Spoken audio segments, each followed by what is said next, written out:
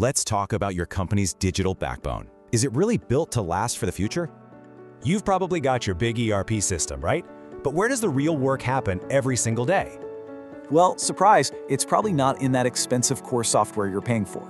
Instead, it's stuck in paper logs, WhatsApp, and Excel. We call that the operational gap. And that gap? It's costing you 2 to 3 times more than a digital solution every single year. So what's the fix? A structured frontline data platform, or SFDP.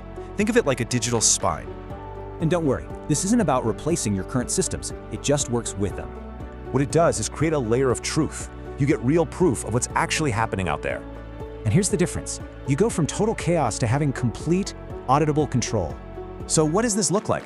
For hospitality, it means digitizing all those checklists and logs. For facility management, you can prove you're meeting your SLAs. That builds serious client trust. And in care, it's all about governance.